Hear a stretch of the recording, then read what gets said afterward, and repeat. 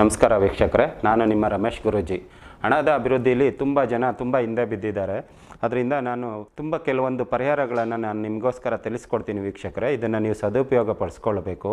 ತುಂಬ ಜನ ಮನೆಯಲ್ಲಿ ಎಷ್ಟೇ ಹಣ ದುಡಿದ್ರೂ ಹಣ ನಿಲ್ಲೋದಿಲ್ಲ, ಎಷ್ಟೇ ಹಣ ಬಂದರೂ ಕೈಯಲ್ಲಿ ದುಡ್ಡು ನಿಲ್ಲಲ್ಲ, ಮನೇಲಿ ತಾಂಡವ ಆಡ್ತಾ ಇರುತ್ತೆ ಲಕ್ಷ್ಮಿ, ದರಿದ್ರ ಲಕ್ಷ್ಮಿ. ಅದರಿಂದ ನೀವು ಈ ಪರಿಹಾರಗಳನ್ನೆಲ್ಲ ಮಾಡಿಕೊಂಡ್ರೆ ನಿಮಗೆ ಜೀವನದಲ್ಲಿ ಹಂತವಾಗಿ ನೀವು ಬೆಳೀತಾ ಹೋಗ್ತೀರಾ. ಹಣ ನಿಲ್ಲೋದಕ್ಕೆ ನಿಮಗೆ ತುಂಬ ಅನುಕೂಲ ಆಗುತ್ತೆ.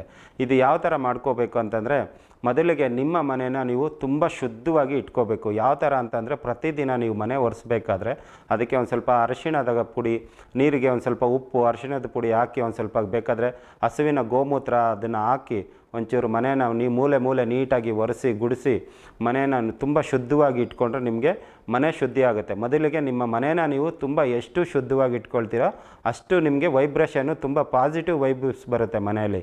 ಅದರಿಂದ ಏನು ಮಾಡಬೇಕು ಅಂತಂದರೆ, ನೀವು ಒಂದು ಸ್ವಲ್ಪ ಚಕ್ಕೆನ ಒಂದು ಸ್ವಲ್ಪ ಮಿಕ್ಸಿಲಿ ಹಾಕಿ ಅಥವಾ ಕುಟ್ಟಿ ಪುಡಿ ಮಾಡಿ ತುಂಬ ನೈಸಿಗೆ ಮಾಡಿಕೊಂಡು ಮನೆಯ ದ್ವಾರ ಇರುತ್ತಲ್ವ, ಮೇನ್ ಡೋರ್ ಅಂತಾರಲ್ವ, ಅಲ್ಲಿ ಕೆಳಗಡೆ ಹಾಕಬೇಕು. ಪ್ರತಿದಿನ ಮನೆ ಒರೆಸಿ ಗುಡಿಸಿದ್ದಾದಮೇಲೆ ಮನೆ ಒಳಗಡೆ ಹಾಕಬೇಕು. ಮನೆಯಿಂದ ಹೊರಗಡೆನೂ ಚೂರು ವಾಸ್ಕಾಲ್ ಅಂತಾರಲ್ವ, ಅಲ್ಲಿ ಹಾಕಬೇಕು. ಅಲ್ಲಿ ಹಾಕಿ ಬಿಡಬೇಕು ಒಂದು ಬೆಳಗ್ಗೆಯಿಂದ ಸಂಜೆವರೆಗೂ. ಅದಾದಮೇಲೆ ನಿಮ್ಮ ಮನೆಯ ಮೂಲೆ 4 ದಿಕ್ಕಾಗಲಿ 8 ದಿಕ್ಕಾಗಲಿ ಮನೆಯ ಮೂಲೆಗಳಲ್ಲೂ ಈ ಚಕ್ಕೆ ಪುಡಿನ ನೀವು ಹಾಕಿದ್ದೆ ಆದರೆ ನಿಮ್ಮ ಮನೆಯಲ್ಲಿ ಲಕ್ಷ್ಮಿ ಬರಲಿಕ್ಕೆ ತುಂಬ ಒಳ್ಳೆಯದಾಗುತ್ತೆ. ಪ್ರತಿದಿನ ನೀವು ಹೊಸಲಿಗೆ ಒಂದು ಸ್ವಲ್ಪ ಅರಿಶಿಣ ಕುಂಕುಮ ಇಟ್ಟು ಒಂದು 2 ದೀಪ ಹಚ್ಚಿ ನೀವು ಲಕ್ಷ್ಮಿನ ಬರಮಾಡ್ಕೊಳ್ಬೇಕು. ನಿಮ್ಮ ಪದ್ಧತಿ ಯಾವ ಥರ ಇದೆಯೋ ಆ ಥರ ಮಾಡ್ಕೊಳ್ಳಿ, ಬೆಳಗ್ಗೆ ಸಂಜೆ ಅಥವಾ ಆ ಥರ ಮಾಡ್ಕೊಳ್ಳಿ, ತುಂಬ ಒಳ್ಳೆಯದಾಗುತ್ತೆ. ಮತ್ತು ಮನೆಯಲ್ಲಿ ತುಂಬ ನೆಗೆಟಿವ್ಸು ಈ ಥರ ಏನಾದರೂ ನಿಮಗೆ ಲಕ್ಷ್ಮಿ ಬರಲಿಕ್ಕೆ ಇನ್ನೂ ಮನೇಲಿ ಏನಾದರೂ ನೆಗೆಟಿವ್ಸ್ ಇದೆ ಆ ಥರ ಇದ್ದರೆ, ಒಂದು ಚಿಕ್ಕ ಮಣ್ಣಿನ ಮಡಿಕೆಗಳನ್ನ ತಗೊಳ್ಳಿ.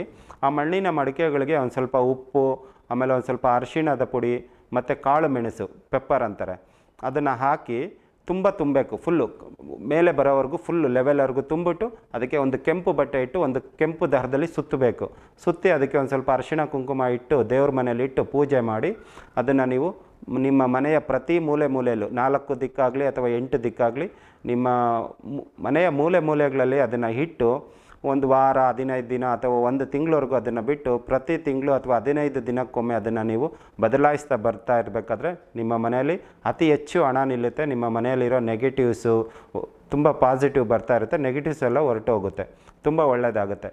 ಮತ್ತು ಮನೆಯಲ್ಲಿ ತುಂಬ ನಿಮಗೆ ನೆಗೆಟಿವ್ಸ್ ಆಗ್ತಾಯಿದೆ ಅಂದರೆ, ಪ್ರತಿ ಬಾರಿ ನಮ್ಮ ವೀಕ್ಷಕರು ಏನು ತಿಳ್ಕೊಬೇಕು ಅಂತಂದರೆ, ನೀವೇನು ಮಾಡಬೇಕು ಅಂತಂದರೆ, ಪ್ರತಿ ಬಾರಿ ನೀವು ಟಾಯ್ಲೆಟ್ಗೆ ಹೋದಾಗ, ಬಾತ್ರೂಮ್ಗೆ ಹೋದಾಗ ನೀವು 1-2 ಮಾಡ್ಕೊಂಬರ್ಬೇಕಾದ್ರೆ ಪ್ರತಿ ಬಾರಿ ಕೈ ಕಾಲು ತೊಳ್ಕೊಂಡೇ ಆಚೆ ಬರಬೇಕು. ನಿಮ್ಮ ಮನೆ ಒಳಗಡೆ ಟಾಯ್ಲೆಟ್ ಇರಲಿ, ಅಟ್ಯಾಚ್ ಬಾತ್ರೂಮ್ ಇರಲಿ, ಮನೆಯಿಂದ ಹೊರಗಡೆ ಇರಲಿ, ಒಳಗಡೆ ಇರಲಿ, ಎಲ್ಲೇ ಹೋದ್ರೂ ನೀವು ಕೈ ಕಾಲು ತೊಳ್ಕೊಂಡು ಹೊರಗಡೆ ಬರಲೇಬೇಕು. ಇದರಿಂದನೂ ನಿಮಗೆ ಮನೆಯಲ್ಲಿ ಲಕ್ಷ್ಮಿ ಆಕರ್ಷಣೆ ಆಗುತ್ತೆ, ತುಂಬ ಒಳ್ಳೆಯದಾಗುತ್ತೆ. ದೇವ್ರ ಮನೇಲಿ ಯಾವಾಗಲೂ ತುಪ್ಪನೇ ಯೂಸ್ ಮಾಡಿ, ತುಪ್ಪದ ದೀಪ ಯೂಸ್ ಮಾಡಿದ್ರೆ ನಿಮಗೆ ದೇವರು ತುಂಬ ಒಳ್ಳೆಯದಾಗುತ್ತೆ, ತುಂಬ ಸಕ್ಸಸ್ ಕೊಡುತ್ತೆ. ನೋಡಿ, ಅಂಗಡಿಗಳಲ್ಲಿ ತುಂಬ ಜನ ಏನು ಮಾಡ್ತಾರೆ ಅಂತಂದರೆ, ಈ ದೀಪದ ಎಣ್ಣೆ ಅಂತ ಅದನ್ನು ನೀವು ಅದು